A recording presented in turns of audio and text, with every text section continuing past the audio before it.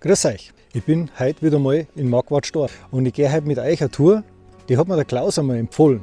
Und nicht auf dem Hochgern oder zum Hochgernhaus, da gehen wir vielleicht runter. Heute geht es auf den Hochlerch. Auf geht's!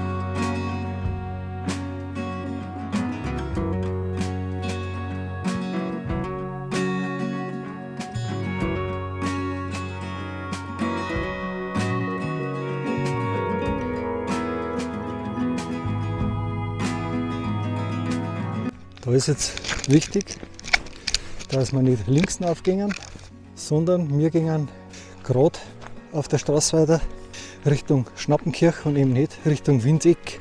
Das Winseck lassen wir heute links liegen.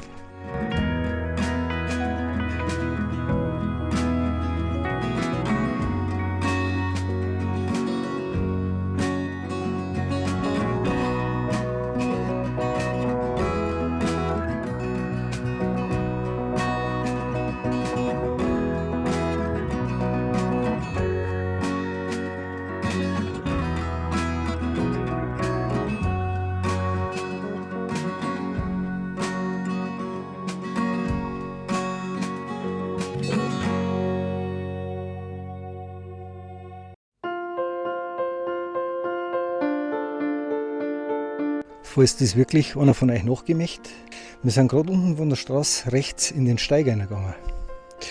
Und dann ging es auch gerade weiter. Ist aber falsch, man muss sofort, wenn man über das steile Stückerl rauf ist, wieder links abbiegen. Man sieht es ganz schlecht. Und dann geht der Steig da wirklich wilden auf. Wie sagt der Andi von Radlwadl, Meng muss man es halt.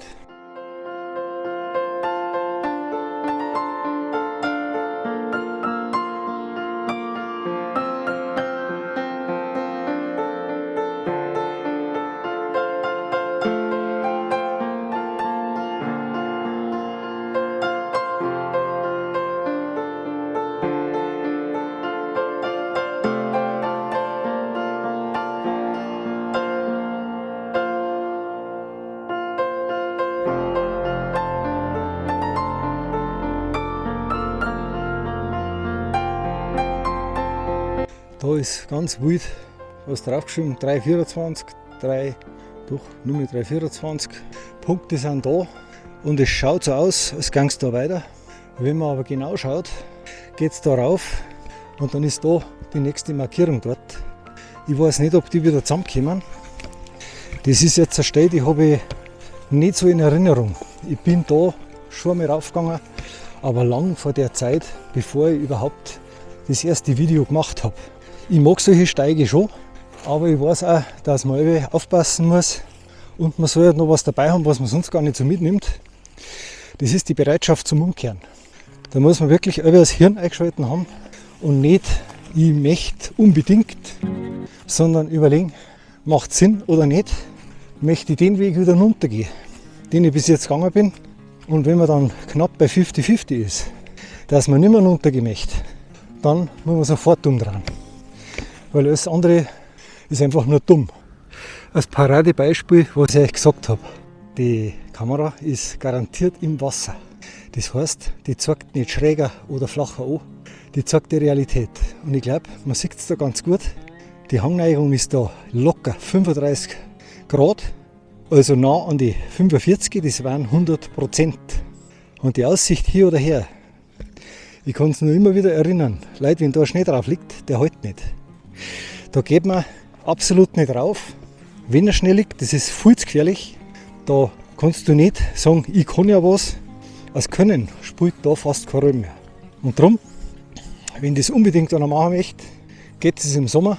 Ihr wisst, Touren von Rucksack-Taxi, da ist wieder ein Eintrag drin, wie viele Tage man warten soll, nachdem es geregnet hat, bis man eine Tour in Angriff nimmt. Ich finde, es soll halt auch trocken sein. Man geht teilweise eben auf dem Gras, das am Boden bedeckt, und drunter ist halt einfach Erden. Wenn das nass ist, dann rutscht bei jedem zweiten Schritt aus. Muss man wirklich überlegen, wann man das macht. Und für die meisten wird sich die Frage eher stellen, ob man sowas überhaupt macht. Das ist auch gescheiter.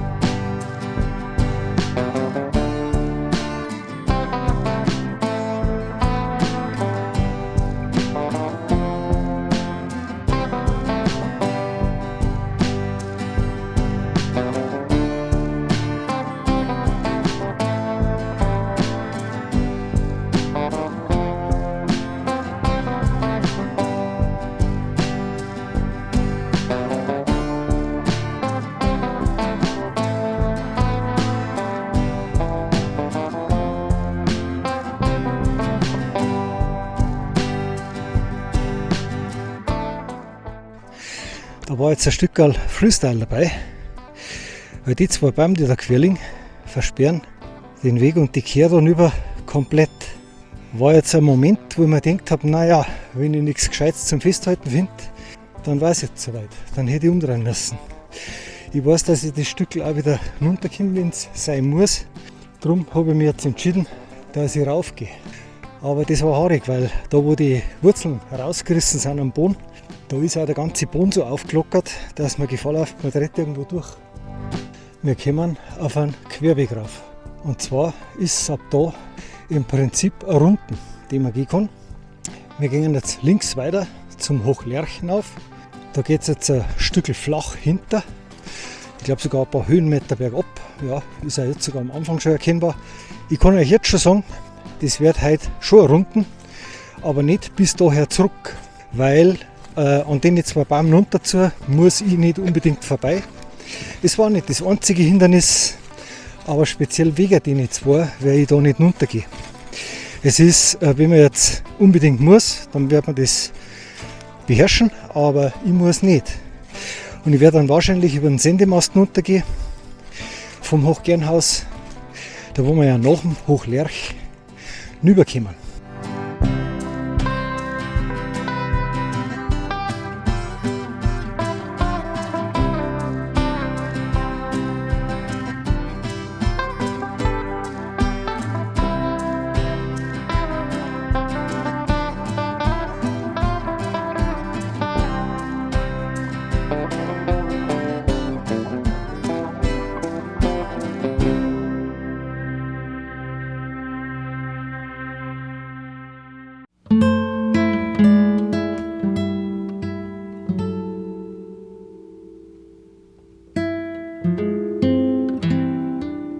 Wieder ein Hinweis, dass man aufs Vieh aufpassen muss. Wird jetzt gar nicht mehr herum sein. Wir kommen ins Gebiet von der Staudacher Alm. Da unten höre ich auch gerade ein paar Leute ratschen. Ja. Und für uns geht es jetzt gleich rechts hinauf. Da muss ich jetzt gut aufpassen. Ich denke, dass sie das da schon andeutet oder haben sie nur Kurtritt.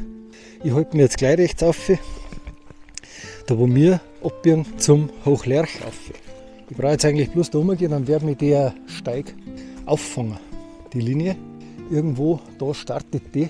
Kann aber auch sein, dass man das erste Stück suchen muss, weil der untere Teil vom Steig ist stärker begangen vermutlich, weil man da auch vom Hochgernhaus an Hochlerch umrunden kann. Und darum ist der Weg da herum stärker austreten. Ich werde jetzt da ein bisschen suchen, bis ich die Spur finde und dann nehmen wir das zweite Kapitel in Angriff auf zum Hochlerch. Ja, nur dass ihr seht, ich erzähle nicht bloß einen Schmarrn, ich weiß schon, was ich tue. Da ist meine Auffanglinie, von der ich geredet habe. Und da unten sehen wir runter zur Staudacher Alm. Da geht man normal da hinten den Weg. Und dann, kurz bevor es hinten wieder in den Wald reingeht, geht man rechts hinauf. Und dann nauf. Da sieht man da oben ein Rinner und ganz oben, wo die Sonne auf den Wiesenhang scheint, ist die Teifiskapelle. Da waren wir auch schon mal. Da geht es aber vorher rechts rüber und dahinter sieht man sogar das Kreuz vom Hochgern. Und weil wir halt nicht an Hochgern gingen, geht es jetzt rechts weiter auf an Hochlerch.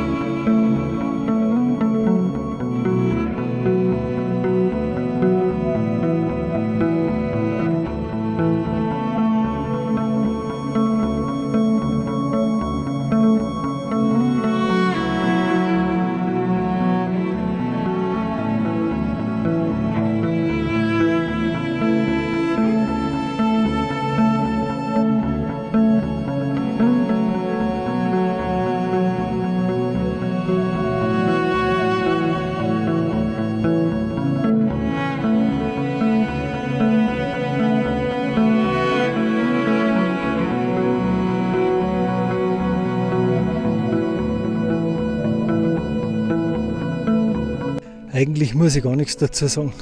Wir sind an dem Block, sage ich jetzt mal, vom Hochlerch angekommen. Da geht es ein bisschen hinten um. Ich bin mir selber nicht mehr ganz sicher, das ist schon lange her, wo ich da herum war. Jetzt wird es stoniger und wir gehen uns ein bisschen außen rum, wie gesagt. Es ist ein markanter Punkt, aber heute gar nicht der höchste, weil dahinter geht es dann schon noch bergauf weiter. Und das ist das Stückel, bevor wir dann auf den Weg kommen, der vom Hochgern zum Hochgern Hausführer geht.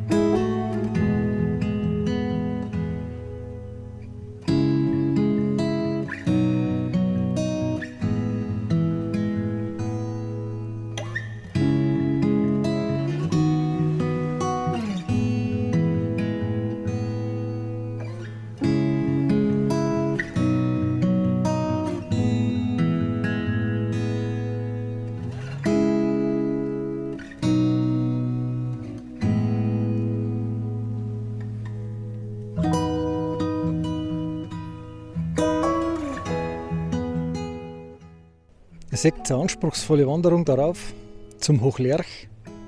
Die Aussicht ist gigantisch heute. Auch verdient, wie man gesehen hat unterwegs. Wirklich nicht ganz ohne darauf und ich kann es eigentlich nicht richtig empfehlen. Weil für mich war es kurz davor, dass ich umdrehe und den ich zwar umgefallener Baum war ein bisschen kritisch zum Vorbeikommen. Und nur wegen einer wirklich großen, starken Wurzel, die noch aus dem Boden rausgestanden ist. Der Vorteil war, sie ist auch gebrochen und ich habe es wirklich gut packen können. Habe ich mich entschieden, dass ich mich an der festhalte und doch raufgehe. Gleich danach, das waren keine 2 Meter, war ich wieder auf dem Steig. Aber wenn sowas kommt und man ist sich nicht 100% sicher, dass man das beherrscht, ja, dann entweder umdrehen, so wie ich es fast gemacht hätte, oder halt lieber dann doch vom Hochgernhaus die Runden gehe. Dann hat man nur das letzte Stückerl, wo das Stückerl Rebschnur gespannt ist zur Beruhigung, aber recht viel mehr konnte ich es auch nicht, wo es das letzte Stückel am Gipfel rauf ist. Ansonsten mal so ein gelungener Tag. Ich gehe jetzt weiter und werde dann am Hochgernhaus vorbeikommen, gehe aber dann vorn runter, weil den Aufstieg nutze ich halt nicht als Abstieg. Das ist genau wegen den 2 Bäumen ziemlich sinnbefreit für mich. Und weiter geht's Richtung Hochgernhaus.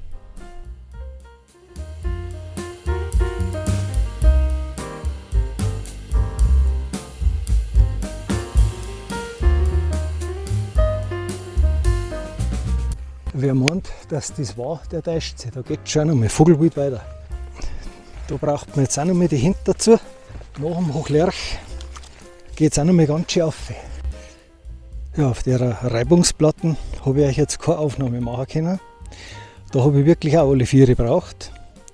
Das ist ein bisschen rutschig, weil so lockeres Nadelwerk drauf liegt. Ich habe mir da jetzt jeden Tritt und jeden Griff erst mit der Hand freiputzen müssen, dass ich mich da festhalten oder draufsteigen kann. Ganz ein haariges Stückel. Also da kann man richtig abpfeifen, wenn man nicht aufpasst. Danach geht es jetzt aber einigermaßen normal weiter. Und es stellt sich rauf und rauf, außer dass das ganz gewiss nicht für jeden was ist.